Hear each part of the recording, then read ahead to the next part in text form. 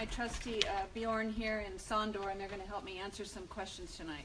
In particular, one about pit bulls that I got from Leah. And what Leah wanted to know is that she was addressing the issue. She wanted me to address the issue of pit bulls that are plain and how much is too much, which is a really good question, actually. It's a very responsible question because there certainly is such a thing as pit bulls that play too rough, and it escalates into something other than just play.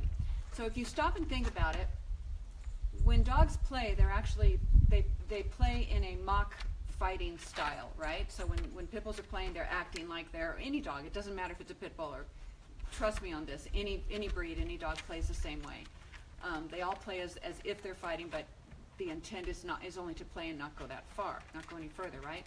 So if any of you guys have had a sister or brother, or you know of sisters or brothers, if you've been an only child, you certainly know that a lot of times when kids play, everything's going fine, and they can play really, really rough, and then all of a sudden somebody gets hurt, and it escalates into a problem. Somebody's crying, and somebody's tattling on someone else, right? And it turns into a big issue. I still can think of my dad's knock it off, somebody's going to get hurt. And we were 3 girls, but we still played. We were kind of tomboy girls, at least I was. And so we played pretty rough. And so they were always concerned about it escalating and turning into something else. So you have to think of it the same way with dogs. There's another question I'm going to answer in a little bit, but both questions, it's kind of interesting because they both came in at the same time, and they're both really about management issues. Okay, so there's nothing wrong with playing. There's nothing in the world that I love more than to watch dogs play, but there are a couple of things that you need to watch out for. First of all, if you've got 2 dogs playing, forget the whole pit bull issue, because this can happen obviously with any breeds or any 2 breeds. If you've got 3 in the mix, then you're much more likely to have a problem than if you just have 2. Because a lot of times, for example, Sondor, who's right over there, my greyhound mix from Spain, he's a sheriff dog, or we call him sometimes we call him the police, or the fun police, or the sheriff. And you guys have probably all seen dogs like this that are the kind of dogs that like to calm down excitement. And a lot of times the dogs are very confident dogs, and they want to keep everything sort of in an even keel. But other times they're actually insecure dogs that are really set off by that level of play. It bothers them because that kind of excitement is a little too much for them to handle because they're not very confident, secure dogs. Either way, it can turn into a fight if you've got 3 in the mix. So my recommendation would be, unless you have a super balanced pack of 5 or 6 or more dogs, and all of those dogs are the kind that basically go, ah, and they just they yawn and they blow off anybody that's playing, then I would say, I would go with just 2 dogs at a time, and I would watch. And this is where you learn how to get really good at reading body language, okay? So you're going to have to watch to see when it goes from just playing into an intense behavior. And that could be anything from the speed of the play gets stronger, the position of the tail gets higher. Dogs can play and have their hackles up, and it just means play. It's a really fine line between when it becomes something more than that. Okay, a lot of times one of the things that I look for is when dogs are playing, a lot of times they will take turns. One of them will be in a more dominant play position, and then they'll switch, and the other dog will be more dominant, and the dog that they're playing with will be more submissive, and it's kind of like an act.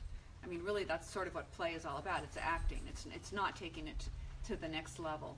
So I would be very careful with that, especially if you're a dog owner that's not that savvy about dog issues and dog play. I would be very careful. I would not experiment with dog play in a dog park, because I wouldn't set foot in a dog park. And all of you guys that have followed me know my reasons for that, and I'm not alone. They're dangerous places because you can't control what's going on in there, right? So you don't know what dogs are in there. You don't know the humans that are in there, and whether they are they understand what their dogs are like, or even know how to evaluate their dogs. A lot of times they're on their cell phones or socializing, and they're not cognizant of what's happening, okay? So I would definitely look at doing a play situation where there aren't a lot of dogs around, just the 2, and sort of take it from there. The other question,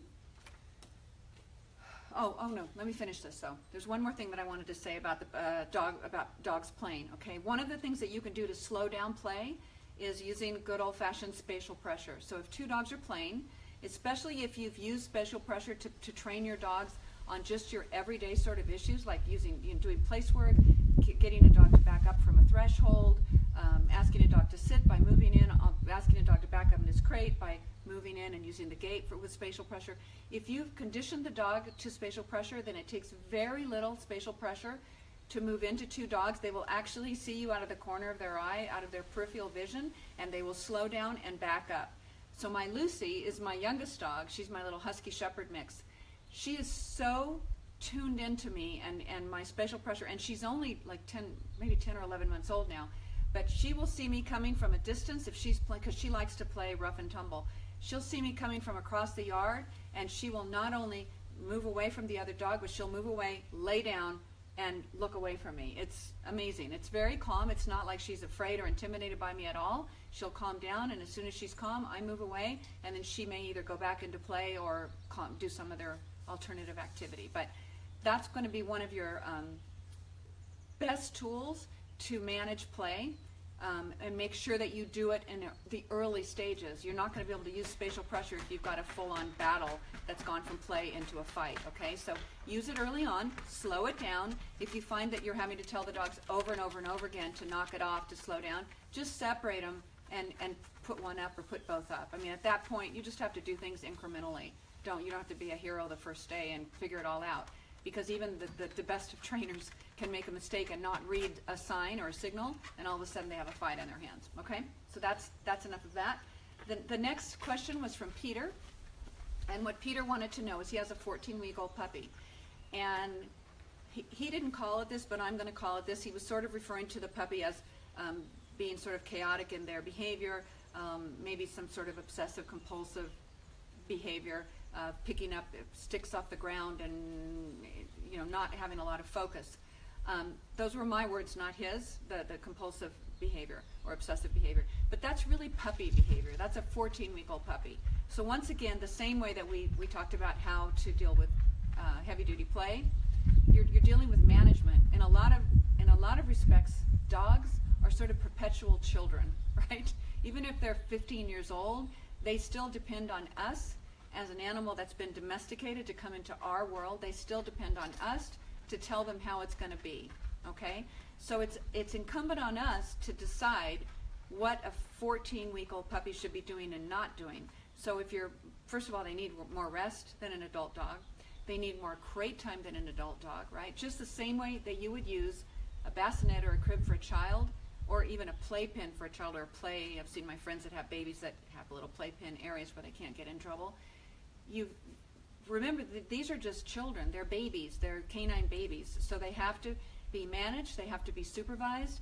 So Peter, if you're walking up your excuse me, hey, settle down, bud. Settle down. So if you're walking your 14-year-old puppy and he's getting into everything, you just have to manage him a little more tightly, okay? So just keep him on a shorter leash. Again, you've got a 14-week-old little neck, so you don't want to use too much pressure. But just guide him. Maybe take him on some areas. Don't take him where there's a lot of debris and a lot of things that he can get into.